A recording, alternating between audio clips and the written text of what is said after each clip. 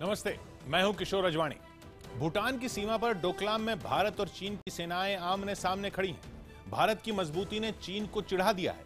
कई दिन से उसका मीडिया धमका रहा था, अब उसका रक्षा मंत्रालय भी कूद पड़ा है। वो भी अपनी फौज के घमंड में चूर है। उसके प्रवक्ता ने कहा है कि पहाड़ को हिलाया जा सकता है, चीन की सेना को नहीं हिलाया जा सकता। तो समझने वाली बात यह है कि क्या चीन की सेना को हमारी सेना हिला नहीं सकती, या चीन गलतफहमी में जी रहा है?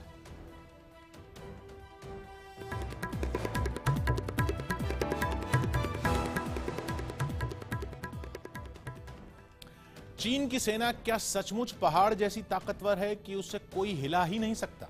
चीन के रक्षा मंत्रालय के प्रवक्ता ने यही कहा, वो भी धमकी देने वाले अंदाज में। पूरे बयान में हम नहीं जाएंगे, उसमें ज्यादातर बातें वही हैं जो वहां का मीडिया छाप रहा है। बदलाव सिर्फ यह है कि अब वहां का रक्षा मंत्रालय भी सामने आ गया। उसने भारत को डोकलाम से सेना वापस बुलाने को कहा है। इसके साथ यह भी कहा है कि पहाड़ को हिला सकते हैं, चीन की सेना को नहीं। यानी उसके प्रवक्ता बता रहे थे कि युद्ध हुआ तो चीन भारी पड़ेगा। असल में चीन को अपनी बड़ी सेना पर बड़ा घमंड है। उसे लगता है उसकी सेना भारत की सेना को पीछे धकेल देगी। लेकिन क्या यह मुमकिन है? समझने वाली बात यह है कि बड़ी सेना के बावजूद चीन उसका इस्तेमाल नहीं कर पाएगा।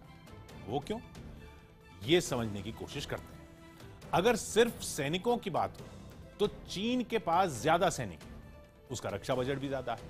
हम हर साल रक्षा की तैयारी पर करीब 3,300 अरब रुपए खर्च करते हैं। चीन 9,800 अरब रुपए खर्च करता है। इसलिए उसके पास सैनिक, साजो सामान, सब कुछ हमसे ज्यादा है। तो हमारे पास सेना थोड़ी कम है। भारत की आर्मी में थल सेना 13,25,000 सैनिक है, जबकि चीन के पास 23,35,000 सैनिक है। यानी हमसे करीब दुगने सैनिक है। फौजी साजो सामान का हिसाब यह है कि इस मामले में भी चीन हमसे 20 है।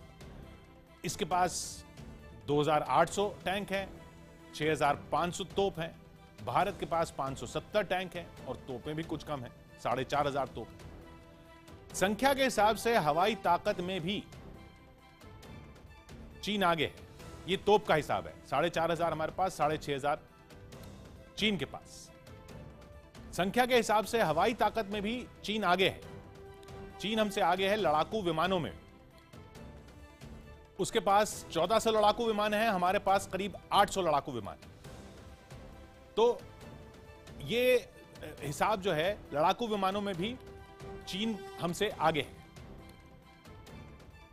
800 के मुकाबले 1,400। मिसाइल 5,500 मिसाइल चीन के पास हैं, 16,000 मिसाइल, माफ कीजिएगा, 16,000 मिसाइल चीन के पास हैं, 5,500 मिसाइल भारत के पास है। तो ये मिसाइलों में चीन जो है भारत पर भारी पड़ सकता है। 16,000 मिसाइलें हैं भारत के पास, 5,500 मिसाइलें, जैसे हमने बताया। जाहिर है चीन हर मामले में हमसे आगे है। लेकिन यहां पर एक पेज भी है। जंग में इससे फर्क नहीं पड़ता कि आपके पास सैनिक कितने हैं, फर्क इससे पड़ता है कि आप कितनी सेना मोर्चे पर लगा सकते हैं। तो समझने वाली बात यह है कि बड़ी फौज के बाद भी चीन मोर्चे पर ज्यादा सैनिक नहीं लगा सकता। वजह यह है कि चीन का झगड़ारू रवैया। कुल 14 मुल्कों के साथ चीन का झगड़ा है, सीमा विवाद है। यानी उसे 14 सरहदों पर सेना को बांटना पड़ता है। यानी भारत के पास चाहे 13,25,000 की फौज ही हो और चीन के पास करीब 23,35,000 सैनिक हो, तो भी ज्यादा फर्क नहीं पड़ने वाला। माना जाता है कि सरहद पर चीन अपनी सेना का छोटा सा हिस्सा ही लगा पाएगा।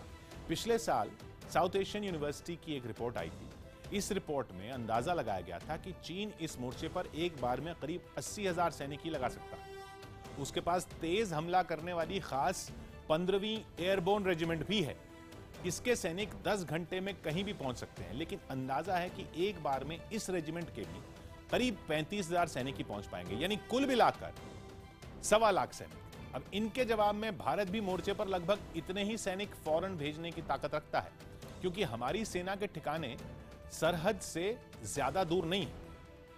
यानी चीन ज्यादा आकर नहीं दिखा सकता। यह उसे भी पता है कि जंग हुई तो चाहे जितनी तेजी से सैनिकों की तैनाती की जाए, 1-2 हफ्ते में दोनों तरफ से 1.5 लाख के आसपास सैनिक ही पहुंचेंगे। यानी टक्कर बराबर की होगी। बराबर की टक्कर होगी तो जीत उसकी होगी जो बहादुरी से लड़ेगा, बेहतर रणनीति से लड़ेगा। इसीलिए चीन का रक्षा मंत्रालय, उसका मीडिया बातों से डरा रहे हैं, गीदड़ भभकी दे रहे हैं। भारत हालात समझता है, इसलिए शांत बना हुआ है। मीडिया में आई खबरों के मुताबिक डोकलाम में फिलहाल 3-3 हजार सैनिक ही हैं और भारत के रुख से साफ है कि वो हटने वाला नहीं है। असल में डोकलाम से हटना अपने पैर पर कुल्हाड़ी मारने जैसा, क्योंकि जिस जगह पर विवाद है वो इलाका बहुत खास है। ये भारत और भूटान के बीच की जगह है। यहां जहां तिब्बत यानी चीन का हिस्सा, एक तरह से चीन का इलाका भारत और भूटान के बीच में घुसा हुआ है। यहां पर चीन ने अपनी तरफ एक सड़क भी बना रखी है जिसे S-204 कहते हैं। इस इलाके में एक कस्बा है चुम्बी, ये सड़क वहां तक जाती है। चुम्बी के पास ही भारत की तरफ नाथुला है। इसका अक्सर जिक्र होता है क्योंकि यहीं पर 1967 में भारत और चीन की सेना में 3 दिन तक जबरदस्त मुठभेड़ हुई थी। चीन को पीछे हटना पड़ा था। नाथुला के पास ही वो इलाका है जहां दोनों देशों की सेनाएं आजकल आमने सामने हैं। ये वो जगह है जहां भारत, भूटान और चीन की सीमा मिल जाती है, जुड़ जाती है। इसे डोकलाम पठार कहते हैं। ये हम दिखाएंगे आपको, डोकलाम पठार। ये डोकलाम पठार यानी पहाड़ियों के बीच मैदान। ये मैदान जैसा है, फिर भी आसपास से थोड़ी ऊंचाई पर है। अब इसी ऊंचे इलाके के पास चीन की पगडंडी जैसी कच्ची सड़कें भी पहुंचती हैं, यानी भूटान के इलाके से होकर चीन की पगडंडी। ये जगह ठीक भारत की सीमा पर है। यहां से सीधी दूरी की बात करें तो चीन का चुम्बी सिर्फ 18 से 20 किलोमीटर है। तो भारत के लिए सबसे बड़ी चिंता यही है कि अगर चीन की फौज डोकलाम पठार तक सड़क बना लेगी तो ऊंची जगह पर पहुंच जाएगी। इसीलिए भारत ने सड़क बनाने से रोका।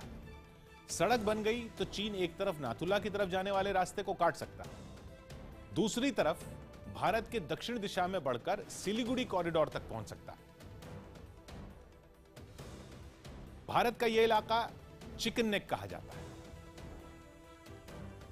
यानी बहुत संकरा सा, मुर्गी की गर्दन जैसा इलाका।